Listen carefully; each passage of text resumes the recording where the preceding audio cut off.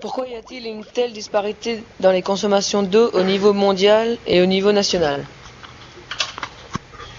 En Amérique du Nord, on consomme près de 300 litres d'eau par jour. En Europe et en France, à peu près 150 litres d'eau par jour. Je parle par personne, hein. Donc on en reverra tout à l'heure dans le détail de vos questions. Et dans l'Afrique subsaharienne, on est plus proche de 20 à 30 litres d'eau par personne, c'est-à-dire 10 fois moins qu'en Amérique du Nord et 5 fois moins qu'en France et qu'en Occident.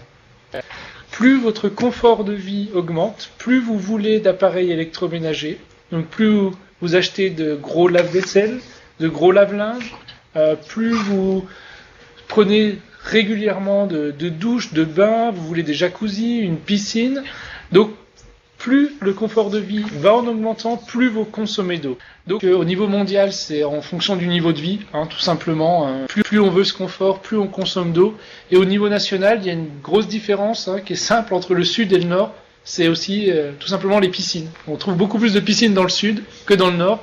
Et toutes ces piscines qui se remplissent, alors je vous laisse comprendre pourquoi il y a plus de piscines dans le sud de la France que dans le nord.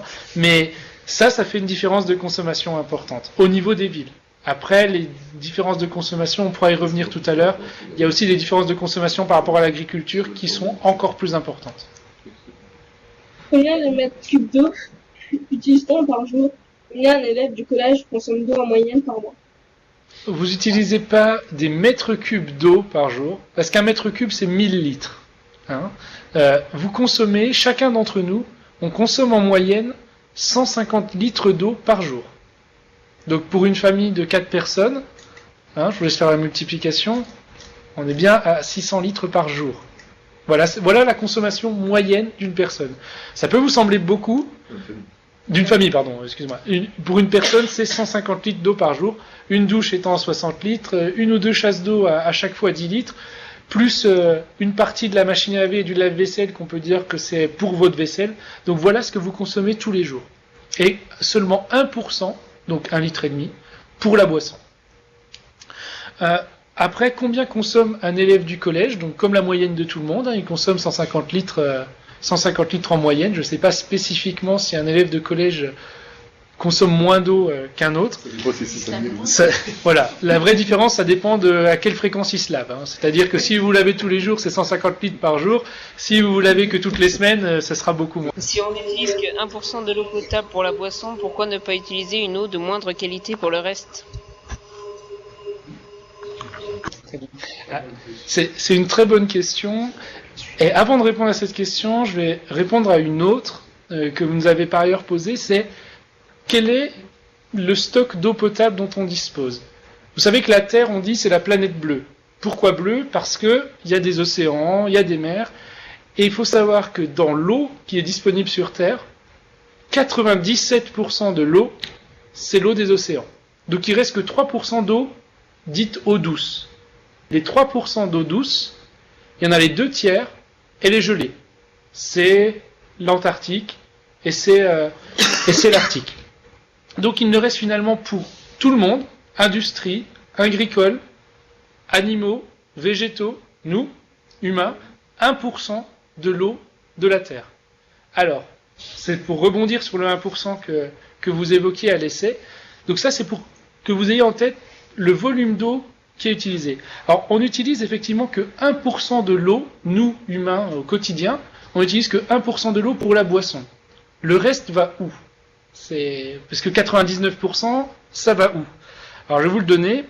Pour 7%, je vais vous donner tous les chiffres. 7%, ça vient à usage alimentaire. Alors, c'est quoi à usage alimentaire? C'est la cuisine. C'est faire ses pâtes, c'est faire ce genre de choses quand vous utilisez de l'eau bouillante.